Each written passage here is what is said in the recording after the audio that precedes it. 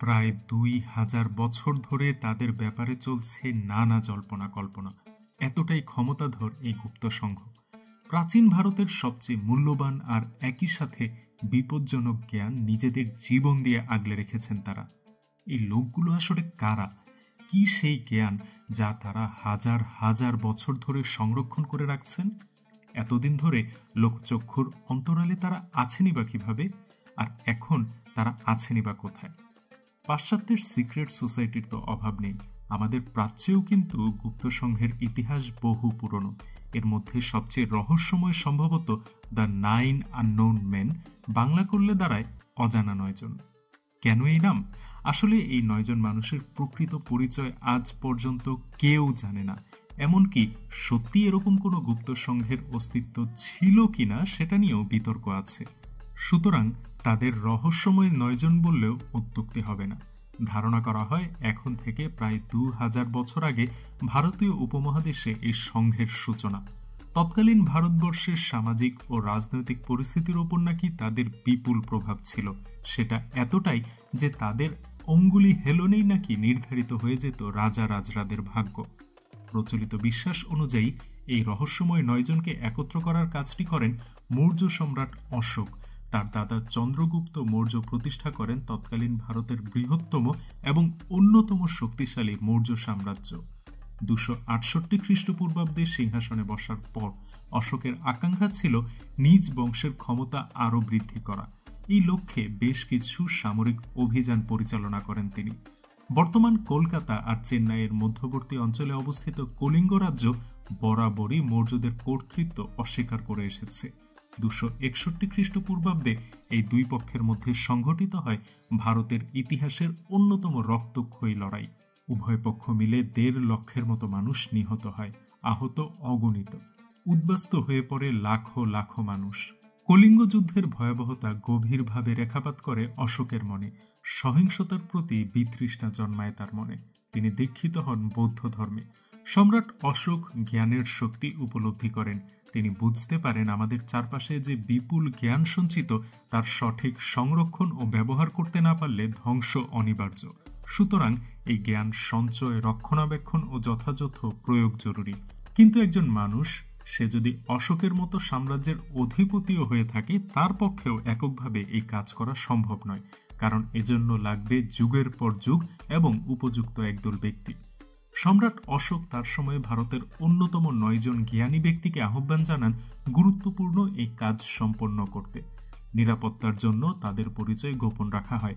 তারা তৈরি করেন এক গুপ্ত সংঘ, যা দ্য 9 আননোন মেন নামে ইতিহাসে বিখ্যাত হয়ে আছে।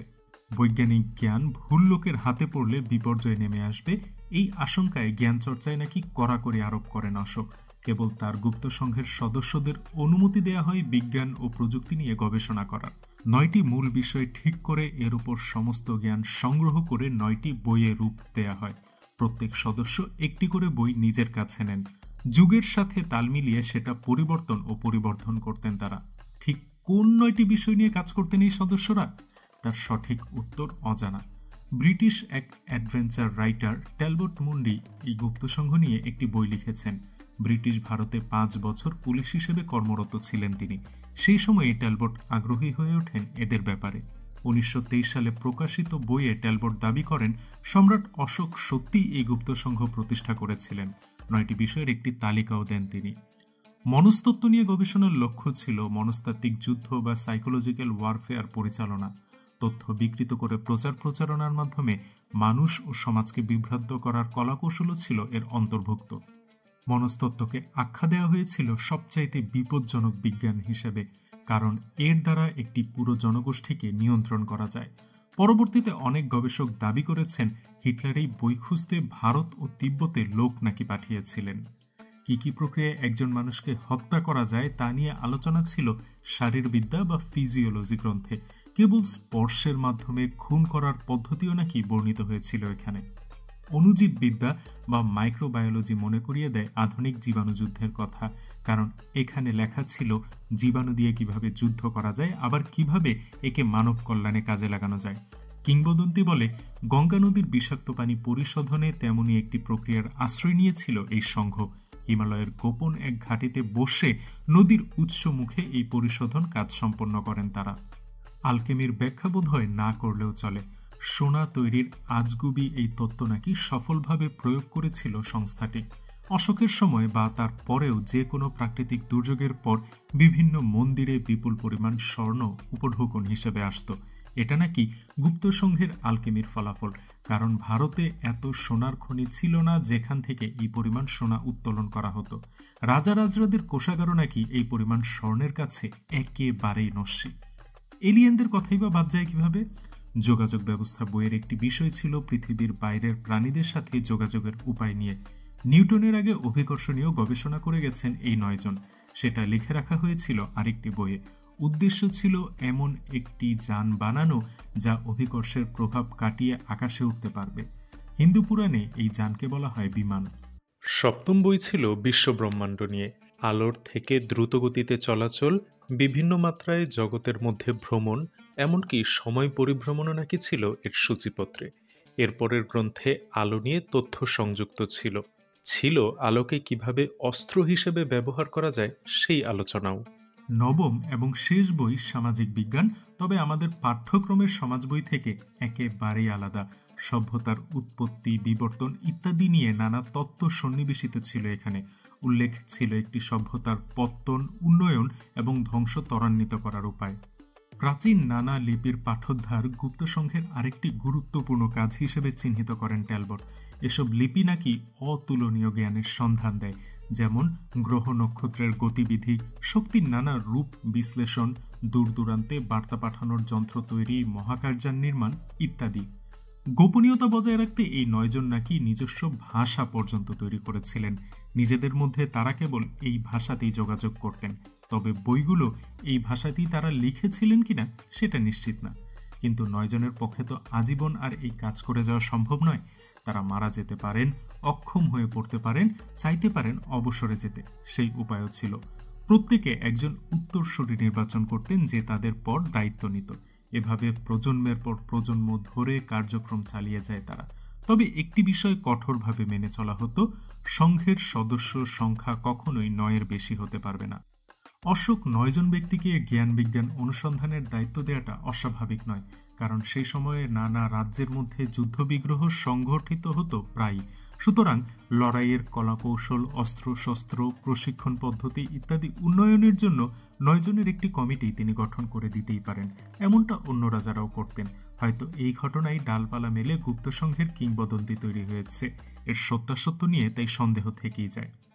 ফরাসি 2 জন সাংবাদিক 1960 সালে the morning of the magicians নামে একটি বই লিখেছিলেন।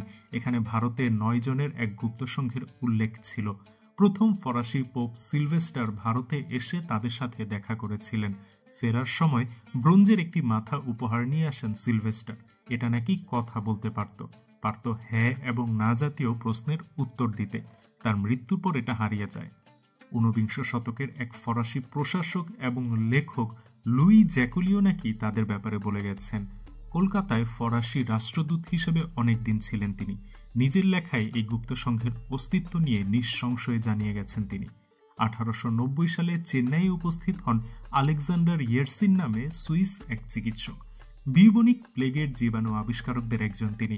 আবার লুই পাস্তুরের সহকর্মীও বটে, যিনি পরে কলেরার ভ্যাকসিন তৈরি করেন। যাই হোক, চেন্নাইয়ে গুপ্ত সংঘের এক সদস্য নাকি ইয়েরসিনকে রোগ প্রতিরোধ ও প্রতিষেধক নিয়ে অনেক কিছুই জানিয়েছিলেন। তখন কলেরার প্রকোপ চারদিকে, এবং এই আলাপের পরেই নাকি আবিষ্কৃত হয় কলেরার ভ্যাকসিন। তবে এটা একটা মিথ ছাড়া আর কিছুই না, কারণ পাস্তুর আরও 15-20 বছর আগেই প্রাথমিক ভ্যাকসিন তৈরি করেছিলেন। ট্যালবট মুন্ডির বই আর এখানে সেখানে ছাড়া কিছু বক্তব্য ব্যতীত 9 আননোন মেনের আর কোনো উল্লেখ কোথাও নেই। সুতরাং তারা ছিল একথা যেমন নিঃসন্দেহে বলা যায় না, বিপরীতটাও বলা কঠিন। ফলে কনস্পিরেসি থিওরির একেবারে পোয়া 12। এসব কাহিনী অনুযায়ী এই গুপ্ত সংঘ এখনো আড়ালে থেকে রাষ্ট্র পরিচালনাকে প্রভাবিত করে যাচ্ছে। Isaac Newton, Einstein, Jagadishchandra Bose, APJ Abdul কালামরা নাকি তাদেরই লোক। জগতের সমস্ত জ্ঞান সঞ্চিত আছে এই সংঘের কাছে, এবং উপযুক্ত সময়ে উপযুক্ত সরকারের কাছে প্রকাশ করা হবে সেটা। ডিয়ার ভিউয়ার্স, আমাদের সিক্রেট সোসাইটি প্লেলিস্টের অন্য ভিডিওগুলো দেখার আমন্ত্রণ রইল। ভিডিওগুলোর লিংক রইল ডেসক্রিপশনে। আর দ্য 9 আননোন মেন নিয়ে আমাদের ভিডিওটি শেষ করছি এখানেই। ভালো থাকবেন সবাই। লাইক, শেয়ার, কমেন্ট এবং সাবস্ক্রাইবের মাধ্যমে ইতিহাসের গল্পকে ছড়িয়ে দিন সব দিকে।